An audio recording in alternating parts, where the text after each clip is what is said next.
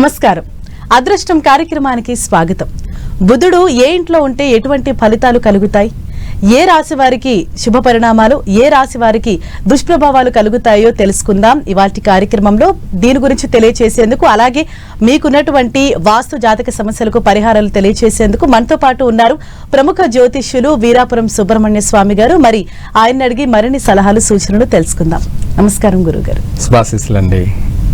అయితే ఇవాళ మనం బుధుడు ఏ ఇంట్లో ఉంటే ఎటువంటి ఫలితాలు కలుగుతాయి అనే దాని గురించి మాట్లాడుతాం. అవును, మంచి విషయమే. మనం బుధుడు గురించి ప్రతి ఎపిసోడ్లో కూడా తెలుసుకుంటున్నాం. అంటే ప్రతి ఒక్క నవగ్రహాలలో ఏ గ్రహము ఏ ఇంట్లో ఉంటే ఎటువంటి శుభ పరిణామాలు, అంటే శుభ ఫలితాలు కలుగుతాయి లేదంటే అశుభ ఫలితాలు కలుగుతాయా, వాటి నుంచి కూడా మనం పరిష్కార మార్గం చేసుకొని అశుభాలను కూడా శుభాలుగా మార్చుకునేదానికే ఈ యొక్క చిన్న ప్రయత్నం. అయితే ఏదేమైనా బుధుడు వచ్చేసి కన్యారాశి. కన్యారాశి అన్నది ఏంటంటే ఆయనకు రెండు స్వగృహాలు. రెండు స్వగృహాలు అంటే ఆయనకు రెండిళ్ళు ఉన్నాయన్నమాట. కుండలలో, జాతక కుండలలో ఒక్కొక్కరికి ఒక్కో హౌస్ ఉంటుంది. కానీ ఆయనకు అంటే చాలామంది కూడా రెండిళ్ళు ఉన్నాయి. బుధుడికి వచ్చేసి మిథున రాశి, కన్యా రాశి రెండింళ్ళు స్వక్షేత్రాలు, అంటే సొంత గృహాలు. కన్యా రాశిలో బుధుడు నుండి జన్మించినట్టు అయితే విశేషమైనటువంటి శుభ ఫలితాలే కలుగుతాయి. ఆ శుభ ఫలితాలు అంటే మనం మాటల్లో చెప్పలేనంత ఉన్నత స్థితి. అంటే నేను పెట్టి పుట్టానా, అంటే నేను పెట్టి పుట్టానంటే ముందే పెట్టి పుట్టానా అనే విధంగా కూడా ఉంటుంది. అంటే భోగ భాగ్యాలు అనేది విశేషమైనటువంటి వాడు కోరినదల్లా వాడి దగ్గరికి వస్తూ ఉంటుంది. వాడు తలచినదల్లా వాడిని వరిస్తుంది. అంటే వాడు అనుకున్నదల్లా కూడా వాడికి జరుగుతుంటుంది. అంటే ఊహలోనైనా సరే, కలలోనైనా సరే, పగటి కలలోనైనా లేదంటే రాత్రి కలలోనైనా లేదా ఊహల్లోనైనా సరే, ఏదైతే అనుకుంటూ ఉంటాడో అదే జరుగుతుంది.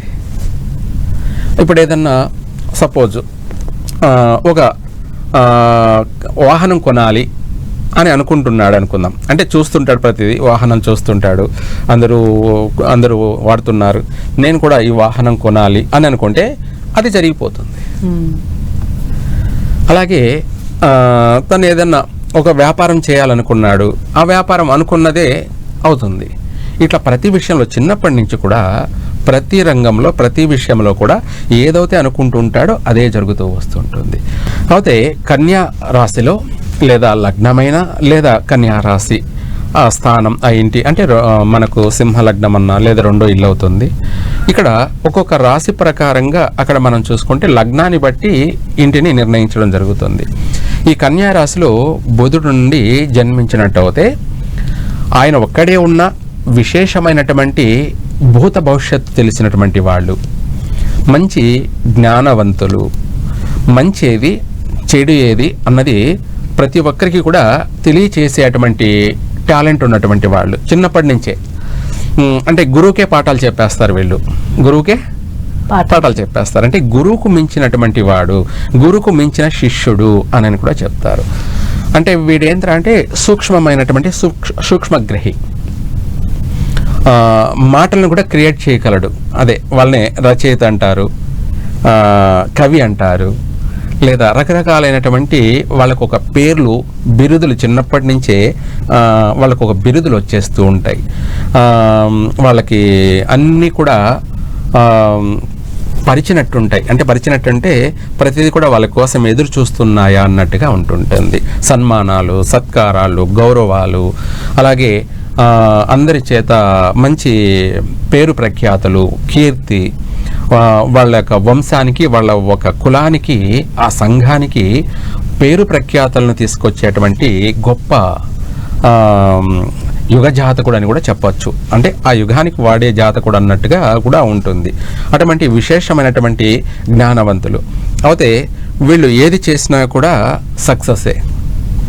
వాళ్ళు ఎక్కడ అడుగు పెట్టినా కూడా అక్కడ 3 పూలు 6 కాయలు ఇలా వర్ధిల్లుతూ ఉంటుంది. అదే చెప్తుంటారు కొంతమంది, ఏమని, మీరు అడుగు పెడితే చాలు మా ఇల్లు పావనం అవుతుంది, మా ఇంటికి కలిసి వస్తుంది, మీరు ఎక్కడ అడుగు పెడితే అక్కడంతా కూడా నెగిటివ్ అనేది పోతుంది, పాజిటివ్ వైబ్రేషన్ అనేది కలుగుతుంది అనేది కూడా అంతే ఉంటుంది ఫలితం.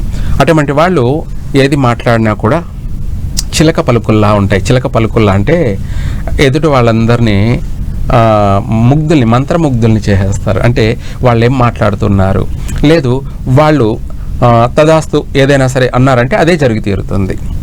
అటువంటి వాక్కు శుద్ధి ఉంటుంది. అలాగే వాళ్ళ యొక్క స్పర్శ అంటే చేతి యొక్క స్పర్శ కూడాను వాళ్ళు ఏది తగిలినా అది ఒక శుభప్రదంగా ఉంటుంది. మనం ఇంకా కూడా ఇక్కడ చూడొచ్చు, కొన్ని సూక్ష్మమైనటువంటి కూడా గ్రహించవచ్చు. అటువంటి వాళ్ళు కలిపారనుకుందాం, అన్నం లేదా వంటకాన్ని చేశారనుకోండి, అది సామాన్యంగా ఒక రోజంతా కూడా పాడు కాదు, ఎటువంటి స్మెల్ రాదు. అదే కొంతమంది నెగిటివ్ వాళ్ళు చేసిన చేయి పట్టి కలిపిన ఒక గంట తర్వాత అది పాచిపోయిన స్మెల్ వచ్చేస్తుంది. అంటే చెడిపోయినటువంటి స్మెల్ ఒక గంటకే రావచ్చు, లేదంటే అరపోట్లోనే అది సర్దిపోతుంది. అంటే అక్కడ మనకు ఇటువంటి వాళ్ళని నేను తెలుసుకోవచ్చు, గుర్తించవచ్చు అన్నమాట. సింపుల్ అంటే తెలియనటువంటి వాళ్ళు కూడా గమనించవచ్చు, గుర్తించవచ్చు. వాడు చేసింది 24 గంటలు కూడా అలాగే ఉంటుంది. అలాగే అదే వంటని నెగిటివ్ ఉన్నటువంటి వాళ్ళు తగిలితే ఒక గంటకో అరపూటకే మొత్తం అంతా సర్దిపోతుంది, వాసన వస్తుంది, మెత్తబడిపోతుంది. అక్కడే తెలిసిపోతుంటుంది వాళ్ళ యొక్క ప్రభావం ఏమిటి. అంటే ఇది మూఢకంగా మూఢనమ్మకంలో చూసినా కూడా అంతే, మనం దాన్ని భూతద్దంలా చూసినా అంతే, ఎలా చూసినా అంతే. అటువంటి యొక్క ప్రభావితం అనేది వీడు ఏది చేసినా కూడా 3 పూలు 6 కాయల్లా వీడి జీవితం ఉంటుంది. 10 మందికి కూడా మార్గదర్శకుడు అవుతాడు. అటువంటి వాళ్లే కదా భగవంతుడి దగ్గర పూజారులు గాను, అంటే భగవంతుడికి సేవ చేస్తూ, లేదా అటువంటి వాళ్ళే జ్యోతిష్యులు గాను, ఇవే కాకుండా అటువంటి వాళ్ళే సైంటిస్టులు గాను. సైంటిస్ట్ అంటే మనకు తెలిసిన విషయమే. అటువంటి వాళ్ళే ఎక్కువ శాతం డాక్టర్లుగా కూడా స్థిరపడము, అంటే మంచి ఉన్నత ఉద్యోగాలలో స్థిరపడుతున్నారు. అంటే నెంబర్ 1గా ఫస్ట్ క్లాస్లో వచ్చి వాళ్ళు చదువులో కూడా ఫస్ట్ క్లాసు ప్రతి సబ్జెక్ట్లో, అలాగే ఉద్యోగంలో కూడా వాళ్ళు నెంబర్ 1 లీడర్. అంటే ఆ కంపెనీలోనే వాడు ఒక లీడర్గా ఉంటాడు. లీడర్ అంటే ఏంటంటే తను 100 మంది ఆ కంపెనీలో జాబ్ చేసే వాళ్ళు ఉంటే వాళ్ళందరికీ కూడా అతను లీడర్ లాగా ఉంటాడు అనమాట. స్కూల్లోనూ లీడరే, చేసే వృత్తి పని కంపెనీలో కూడా లీడరే. అందరికీ ఒక ఎత్తు శాలరీ అయితే వీనికి డబల్ ఉంటుంది. ఎందుకంటే వాడి యొక్క టెక్నాలజీ, వాడు ఏదైనా సరే చెడిపోతున్న దాన్ని కూడా బాగు చేయగలడు, చెడిపోతున్న దాన్ని కూడా బాగు చేయగలడు. అటువంటి టాలెంటెడ్ అన్నమాట. అలా గుర్తింపు పొందడం కానీ అనేక రంగాలలో ప్రతిదాన్ని ముందే గ్రహించేయగలడు.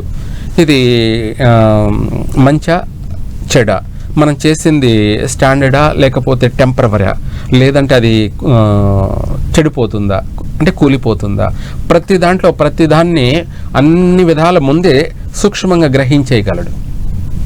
ఏదైనా చూశాడంటే ఇది కరెక్టా కాదా అని చెప్పేసేటువంటి టాలెంట్ ఉంటుంది. అలా కన్యారాశిలో పుట్టిన వాళ్ళందరూ కూడాను ఆ బుధుడు ఉండి జన్మించినట్టయితే విశేషమైనటువంటి పరిజ్ఞానం కలిగినటువంటి వాళ్ళు, మంచి వాక్కు శుద్ధి అంటే వాళ్ళు మాట్లాడే మాట ప్రతిదీ మంచి మాట అయి ఉంటుంది, మంచి పలుకులయ్యి ఉంటాయి. అంటే చెడుగా మాట్లాడరు. ఇతను మాట్లాడుతున్నాడంటే ఇంకా వాళ్ళు మైమర్చిపోతుంటారు, టైం అనేది తెలియదు. అలా గంటల కొద్దైనా సరే వాళ్ళ మాటల్లో లీనమైపోతుంటారు. అటువంటి వాక్కు శుద్ధి కలిగినటువంటి వాడే ఆ బుధుని యొక్క ప్రభావం. అలాగే భూత భవిష్యత్ అన్నీ కూడా ముందే గ్రహించేయగలడు, ముందే చెప్పేయగలడు. ఇలాంటి టాలెంటెడ్ ఉంటుంది. అయితే ఇక్కడ మళ్ళీ ఇంకొక సమస్య ఉంది. అదే బుధుడు ఆయన ఒక్కడే ఉండి జన్మిస్తే శుభ ఫలితాలన్నీ ఉంటాయి. లేదు నేను కన్యారాశిలోనే పుట్టాను, నాకు లగ్నంలో బుధుడు ఉన్నాడు, నాకు అన్ని కష్టాలే వస్తున్నాయి అని అంటే ఆయనకు అశుభ దృష్టి కూడా ఉండొచ్చు. అశుభ దృష్టి అంటే కుజుని దృష్టి ఉన్నా, లేదంటే రవి దృష్టి ఉన్నా, ఇది కాకపోతే శని దృష్టి ఉన్నా, లేదంటే కేతు దృష్టి ఉన్నా కూడా ఇక్కడ మనకు కేతు దృష్టి ఉందనుకుందాం.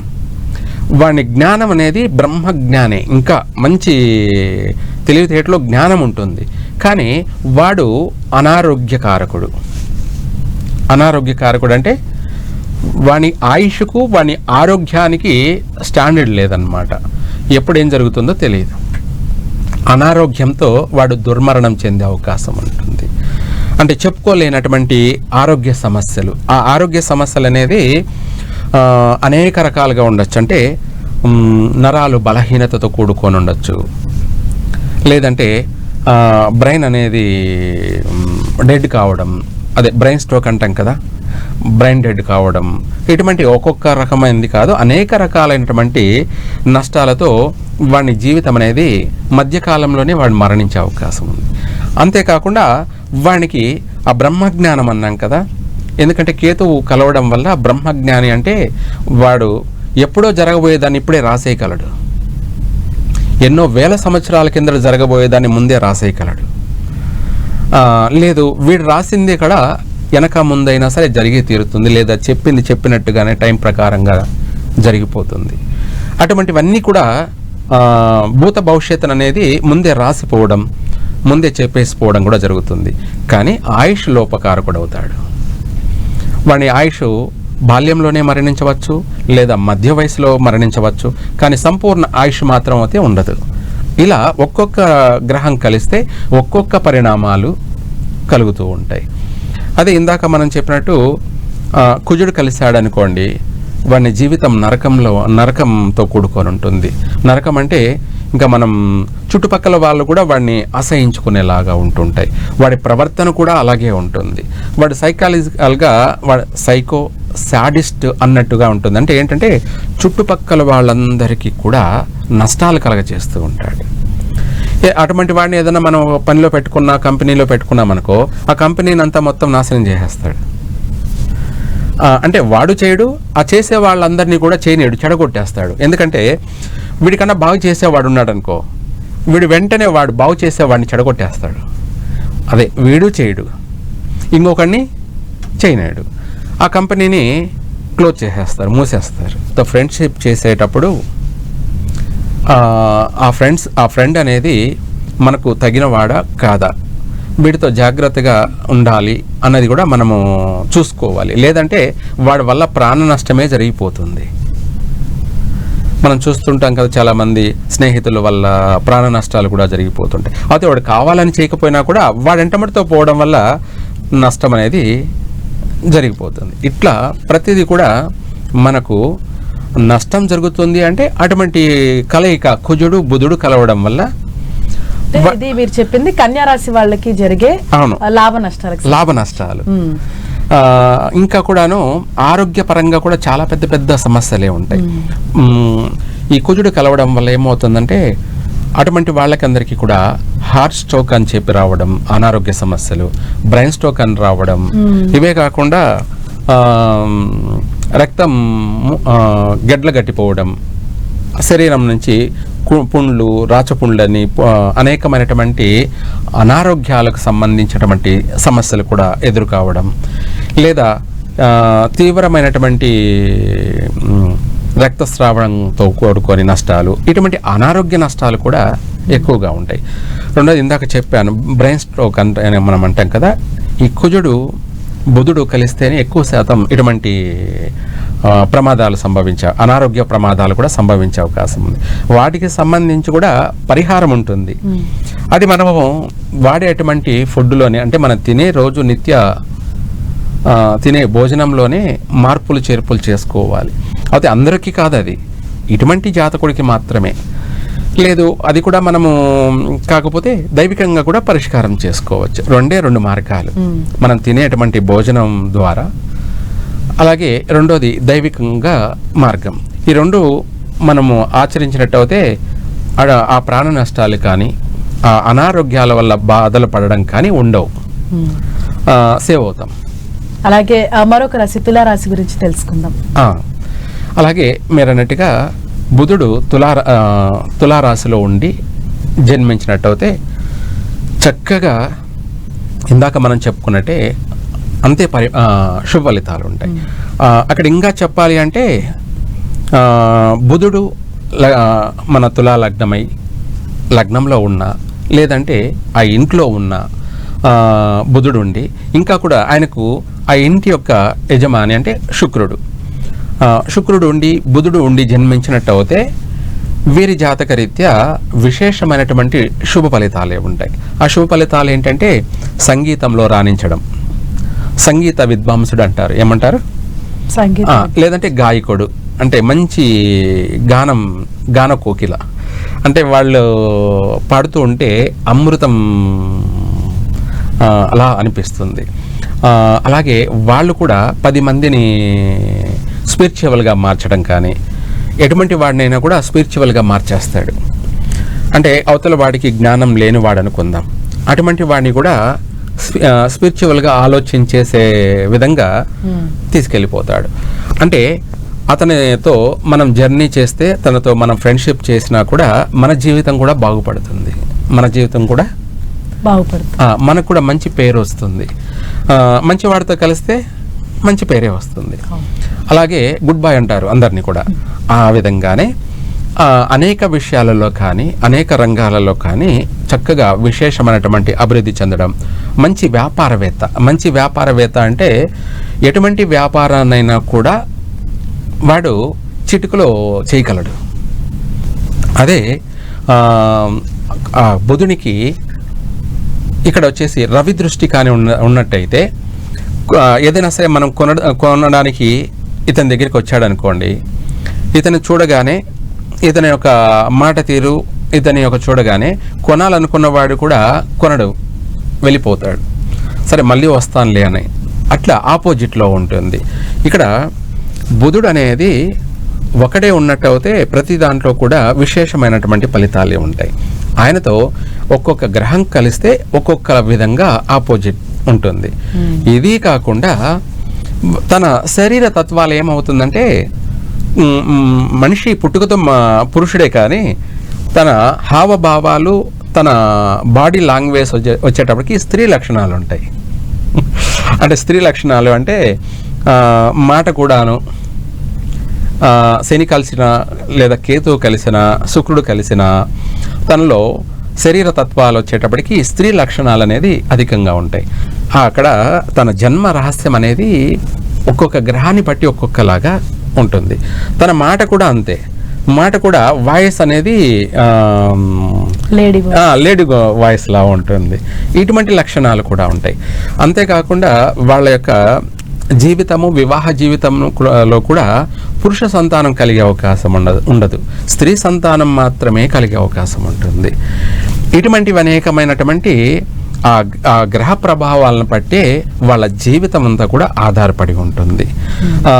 అటువంటి వాళ్ళకి పుత్ర సంతానం కావాలి అంటే దానికి సంబంధించి మనము పరిహారం చేసుకుంటేనే పుత్ర సంతానం కలిగే అవకాశం కూడా ఉంటుంది. ఇందులో ఇంకా చెప్పాలి అంటే కూడా చాలా మందికి వంశం అభివృద్ధి చెందక కొంతమంది ఆడపిల్లలతోటే ఆగిపోతుంటారు. అటువంటి వాళ్ళు ఏంటంటే ఇటువంటి వాళ్ళు ఈ యొక్క లక్షణాలు ఉన్నప్పుడు వాళ్ళు తినే ఫుడ్లో ప్రధానంగా మార్పు చేసుకోవాలి. తినే ఫుడ్లు అంటే ఎక్కువ శాతం పల్లీలు, బెల్లము, లేదంటే తాటి బెల్లము, ఇవే కాకుండా ఇంకా కూడాను ప్రోటీన్ అయినటువంటి ఫుడ్ అనేది ఎక్కువగా తీసుకోవడము. వాళ్ళు తినే ఫుడ్ చేంజ్ చేసుకోవాలి. చేంజ్ చేసుకున్నప్పుడు వాళ్లకు పుత్ర సంతాన ప్రాప్తి కలిగే అవకాశం కూడా ఉంటుంది. దాంతోపాటు దైవికంగా కూడా వాళ్ళు కాస్త సుబ్రహ్మణ్య స్వామిని ఆరాధించడం కానీ లేదంటే నాగదేవతలను ఆరాధించడం కానీ చేస్తే 100% వాళ్లకు పుత్ర సంతాన ప్రాప్తి కూడా కలిగే అవకాశం ఉంటుంది.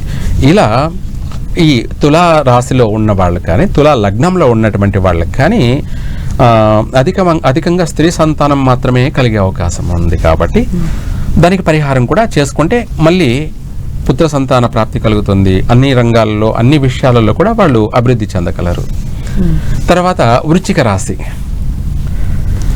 వృశ్చిక రాశిలో బుధుడు ఉండి జన్మించాడనుకోండి, అన్ని ఆపోజిటే, అన్ని వాడు పుట్టగానే వాడు పుట్టిన సమయాన్ని బట్టి ముందుగా చెప్పాలంటే తల్లిదండ్రులకి కష్టాలు స్టార్ట్ అయిపోతాయి. అంతకు ముందు వరకు తల్లిదండ్రులు ఏది చేసినా కలిసి వస్తూ ఉంది, అన్ని విధాల వాళ్ళ అభివృద్ధిలోనే ఉన్నారు, బాగా సంతోషంగా వాళ్ళ ఫ్యామిలీ లైఫ్ అంతా కూడా చక్కగా 3 పూలు 6 కాయల్లా వాళ్ళు జీవిస్తూ ఉంటారు. వాళ్ళ వివాహ జీవితం అయిపోయిన తర్వాత దాంట్లో సంతానం విషయంలో అబ్బాయిని కన్నారు. ఆ అబ్బాయి పుట్టినవాడు వృశ్చిక లగ్నం. ఆ వృశ్చిక లగ్నంలో బుధుడుండి జన్మించాడు అనుకోండి. వాడు పుట్టిన తర్వాత మెల్లమెల్లగా వాళ్ళ సంపాదన అంతా కూడా, వాళ్ళు సంపాదించింది కూడా మెల్లమెల్లగా వెళ్ళిపోతూ ఉంటుంది. వాళ్ళు ఏది చేసినా కూడా రివర్స్ అవుతూ ఉంటుంది, కలిసి రాదు. అప్పుడు మళ్ళీ వాళ్ళు పాపం కష్టాలు పడుతూ ఉంటారు. వాళ్ళకి తెలుసు. అలా అనేసి బిడ్డని ఏమనుకోలేరు. వీడు పుట్టాక వీడు నష్టజాతకుడు, వీడు పుట్టిన తర్వాత నా జీవితం అంతా కష్టాలు పాలైంది అనేది మనసులో మాత్రమే ఉంటుంది, బయటికి చెప్పుకోలేరు. అట్లా ఆ కుటుంబం అంతా కూడా మళ్ళీ బ్యాక్ అయిపోతూ ఉంటుంది.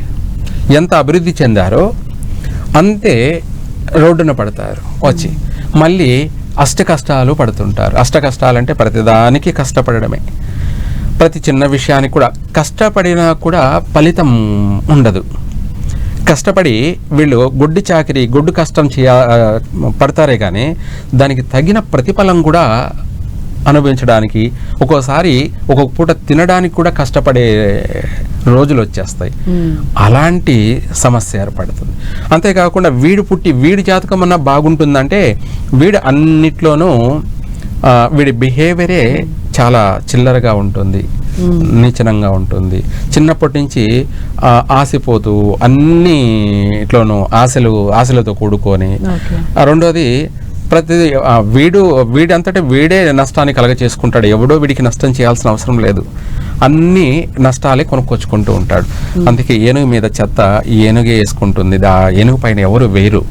అట్లాగా వీడి కష్టాన్ని వీడే కొనుక్కొచ్చుకుంటాడే తప్ప ఒకరి కష్టం వీడి పైన వేయాల్సిన అవసరం లేదు. అలా వీడి జీవితం అంతా కూడా అనేక విషయాలలో కష్టాలు నష్టాలు పడుతూనే ఉంటాడు. చాలా చక్కగా వివరించారు గురుగారు. అంటే ఏ రాసుల వారికి బుధుడు సంబంధించి ఎటువంటి ఫలితాలు దుష్ఫలితాలు అలాగే ఎలాంటి పరిహారాలు చేసుకోవాలో కూడా వివరించినందుకు ధన్యవాదాలు. సర్వే జన సుఖినో భవంతు.